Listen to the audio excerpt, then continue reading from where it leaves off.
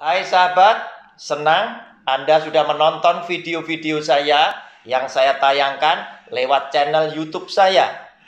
Saya percaya Anda sudah like, Anda sudah subscribe, sehingga setiap kali saya menayangkan video-video saya yang baru, Anda pasti tidak akan pernah ketinggalan.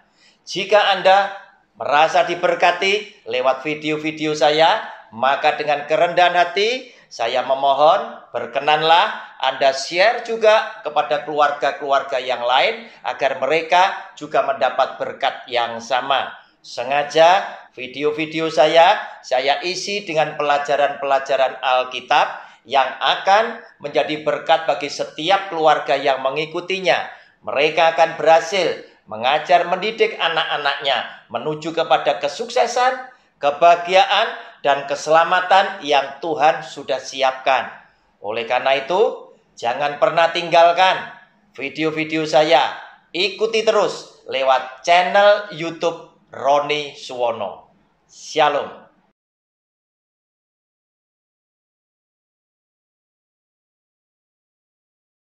Shalom. Jumpa kembali dengan channel pribadi saya lewat program Sabar Selidiki Alkitab bersama Roni Suwono.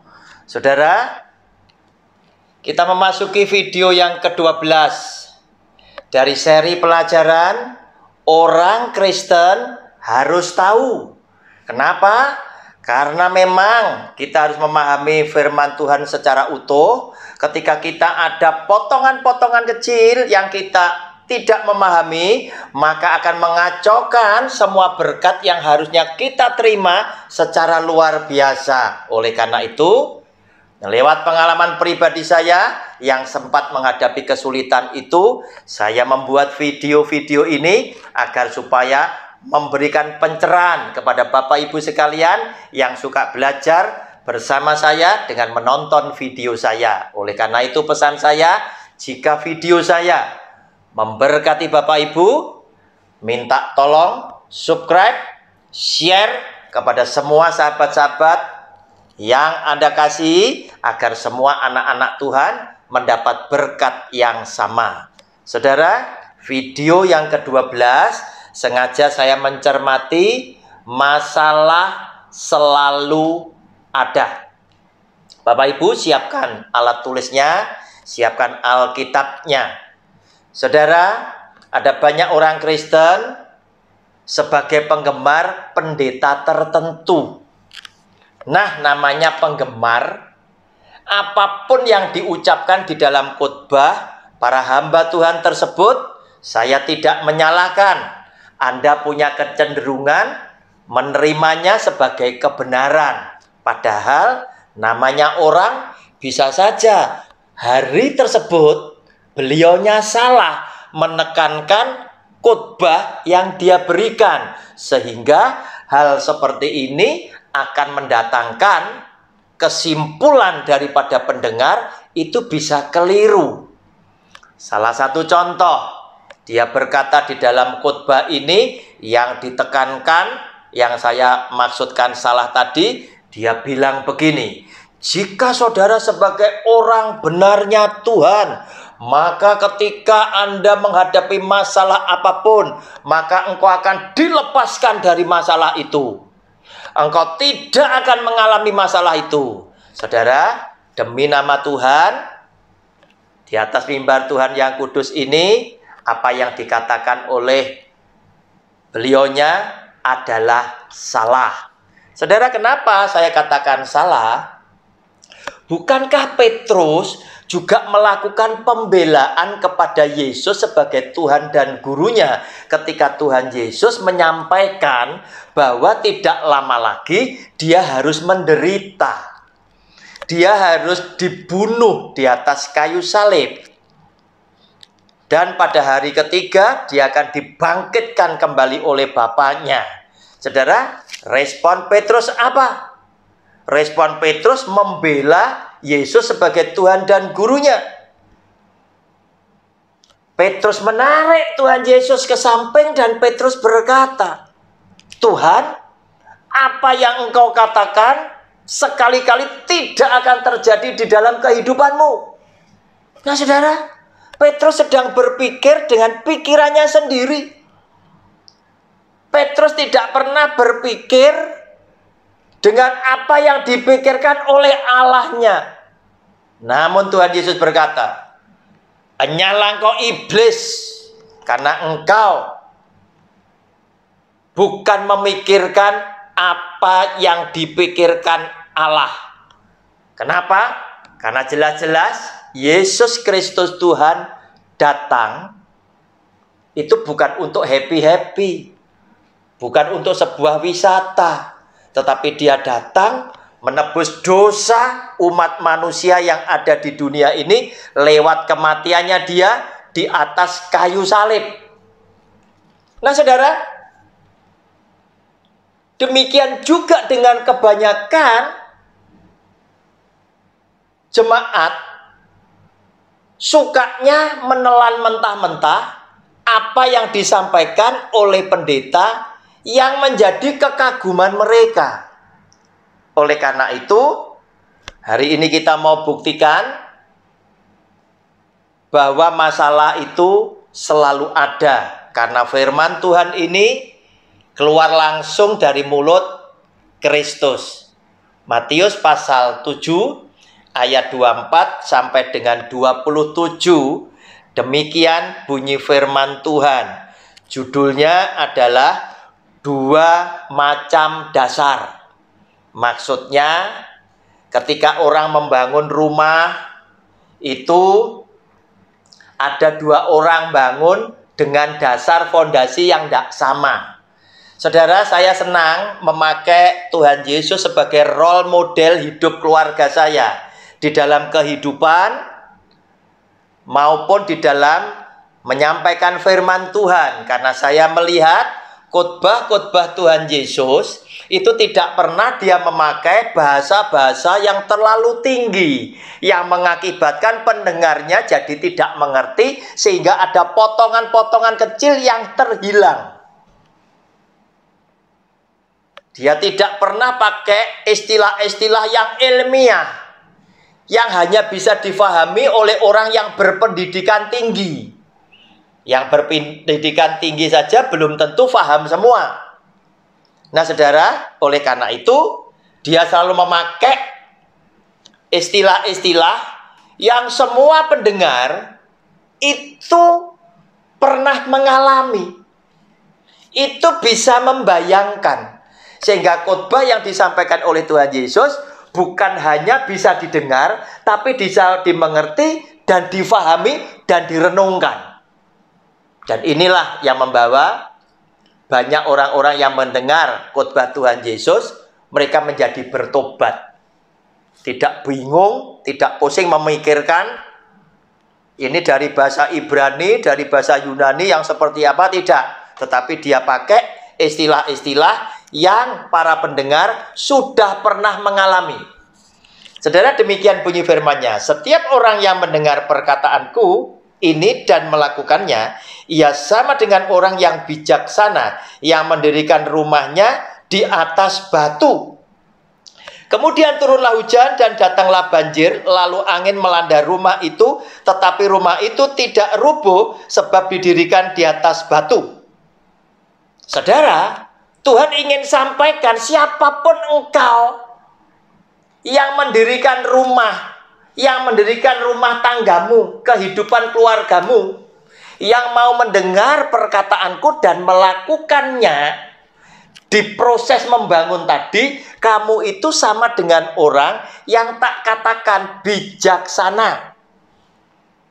Kenapa? Karena engkau membangun di atas perkataanku tadi, itu sama engkau membangun bangunan rumahmu itu di atas batu.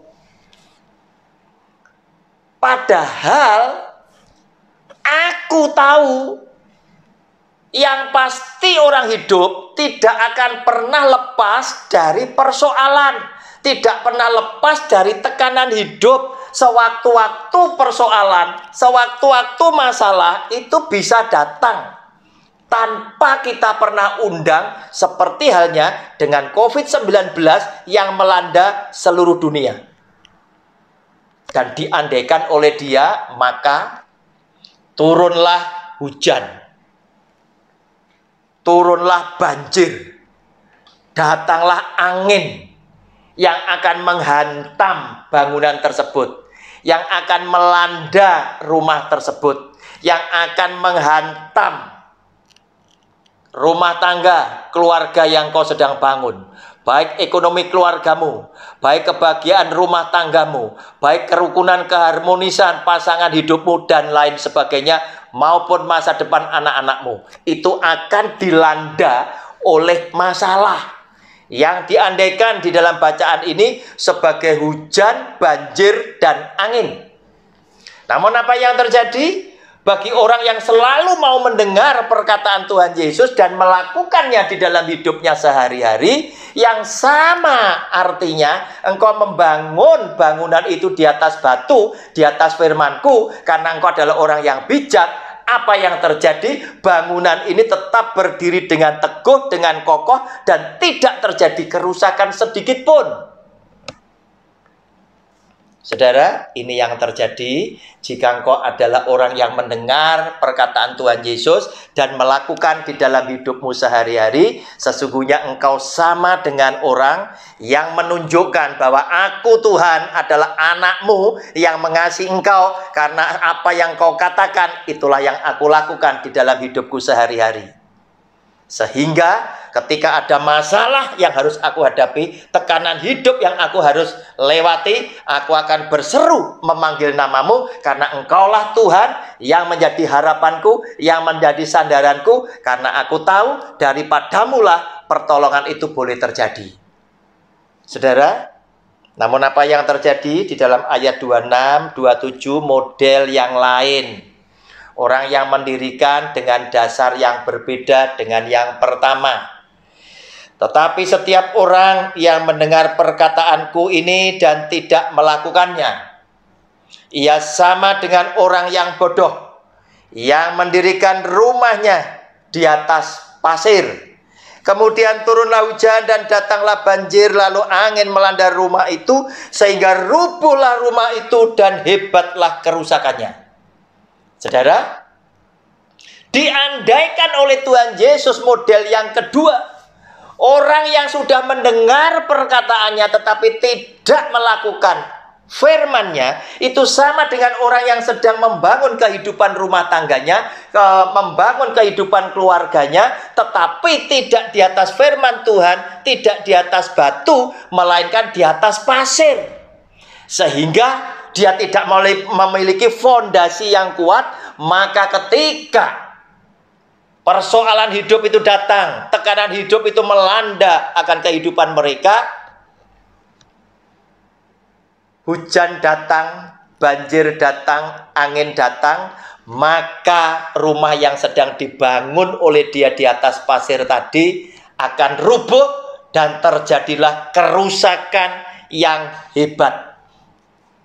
Saudara, mana yang saudara mau lakukan? Jadilah orang yang bijak, yang mau mendengar perkataan Tuhan Yesus dan melakukannya, karena Dia adalah Tuhan yang tahu bahwa persoalan dan tekanan hidup itu pasti datang kepada setiap umat manusia yang hidup di bawah kolong langit ini. Saudara yang dikasihi oleh Tuhan, apa yang terjadi dengan iman kanak-kanak ini? Yang sudah dikasih tahu oleh Tuhan Yesus, sudah mendengar tapi tidak melakukan. Kata-kata Tuhan Yesus, peringatan Tuhan Yesus sudah ditulis di dalam Alkitab, sudah dibaca tapi tidak dijalankan. Sehingga mereka saat ini ada begitu banyak ketika COVID-19 menghantam dunia ini tadi. Ada begitu banyak anak-anak Tuhan yang sedang ingin bertanya kepada Tuhan lewat pendeta-pendeta yang dia percayai, memiliki karunia-karunia tertentu, sehingga mereka mulai bertanya, Pak Pendeta, Bu Pendeta, kira-kira kami harus berbisnis apa? Kira-kira kami ini harus melakukan tindakan apa? Saudara, saya kasih tahu kepada Anda, jujur aja, tidak merendahkan, artinya hamba Tuhan juga terdampak loh. dia pun mungkin juga sedang menghadapi tekanan yang sama. Bahkan belum tentu Tuhan kasih tahu. Tetapi yang jelas Alkitab sudah memberitahukan kepada saudara dan saya jauh hari sebelum COVID-19 itu datang melanda dunia. Tetapi ada begitu banyak orang-orang yang mengaku cinta kepada Kristus yang mengabaikannya. Dia ingin sampaikan kepada saudara dan saya, apapun keadaanmu baik atau buruk, engkau jangan pernah tinggalkan aku. Engkau adalah ranting-rantingnya. Aku adalah pokok anggurnya, kata Tuhan Yesus. Jadi ranting tidak bisa hidup jika dia tidak nempel kepada pokok anggur. Ranting akan mati bila dia lepas daripada pokok anggur. Dan ranting akan tetap berbuah jika dia tetap nempel pada pokok anggur yang benar, yaitu aku, Yesus Kristus Tuhan. Oleh karena itu, baik atau buruk keadaan apapun juga, saudara dan saya tetap diminta oleh Tuhan, tetap berharap kepada Dia, nempel kepada Dia, dan tidak pernah meninggalkan Dia. Akibat orang meninggalkan Dia, terjadi kerusakan yang hebat, dan sekarang mereka juga tidak tahu apa yang mereka harus perbuat. Nah, saudara, pada Alkitab sudah jelas merupakan isi hati Tuhan, perkataan Tuhan yang sudah disampaikan kepada Anda dan saya untuk kita sikapi, untuk kita lakukan di dalam hidup kita sehari-hari sebagai bukti dan cermin, aku adalah anak Tuhan yang mengasihi engkau. Karena Dia berkata, jikalau engkau mengasihi aku, maka engkau akan menuruti segala perintahku. Nah, saudara, puji Tuhan, jika Anda dan saya adalah orang yang bijaksana itu, yang terbukti juga engkau adalah orang yang mengasihi Kristus dengan melakukan firman-Nya di dalam setiap tarikan nafas hidup Anda dan saya. Saudara, iman yang dewasa inilah yang sebetulnya Tuhan Yesus inginkan terjadi dalam hidup saudara dan saya. Iman yang seperti apa? Saudara, ada kisah yang menarik. 3 orang pemuda dengan iman yang super hebat. Namanya Sadra, Mesa, dan Abednego. Mereka tinggal di negerinya Nebukadnezar. Raja yang besar dan berkuasa ini sedang mendirikan patung emas dewanya yang dia sembah, dan dia perintahkan ketika ada gambus, kecapi, dan lain sebagainya, itu dibunyikan, maka semua yang mendengar harus sujud menyembah kepada patung emas yang didirikan oleh Nebukadnezar. Namun orang yang tidak suka dengan Sadra, Mesa, dan Abednego datang kepada Nebukadnezar dan melaporkan mereka bertiga. Kata mereka, Sadra, Mesa, dan Abednego tidak mau menyembah patung emas yang tuanku raja dirikan. Mengakibatkan Nebukadnezar marah dan memanggil ketiganya. Dan ketiga orang ini dihadapkan dengan pilihan yang sulit. Saudara, pilihannya adalah, jika engkau masih mau hidup, maka sembahlah patung emas yang aku dirikan. Jika engkau sudah bosan hidup, maka engkau boleh tidak menyembah kepada patung emas yang aku dirikan, tetapi dapur api yang menyala-nyala itu adalah tempat kalian bertiga aku lemparkan ke sana. Saudara, menghadapi seorang raja bagi rakyat itu tidak bisa apa-apa. Kita begitu lemah menghadapi kekuatan yang begitu besar. Tetapi saudara, orang yang beriman, orang yang setia akan tetap mengambil keputusan yang tepat. Walaupun nyawa sebagai taruhannya, sama seperti ketika Daud harus berkata, dari manakah akan datang pertolonganku? Daripadamu ya Tuhan, Allah semesta alam. Saudara, orang percaya di tengah-tengah tekanan yang mematikan tetap berharap dan bersandar kepada Yesus sebagai Tuhan dan Juru Selamatnya pribadi. Saudara, inilah kisahnya Sadrak, Mesak, dan Abednego. Saya bacakan dari Daniel pasal 3 ayat 16 sampai 18 yang demikian bunyinya.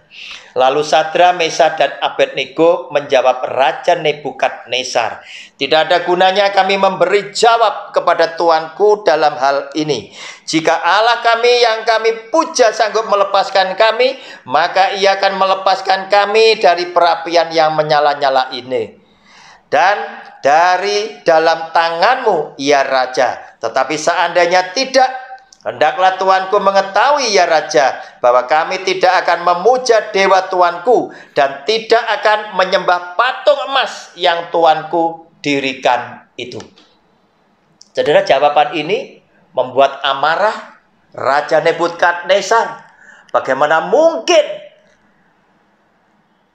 orang yang terancam nyawanya masih bisa menunjukkan kesetiaannya kepada Allahnya?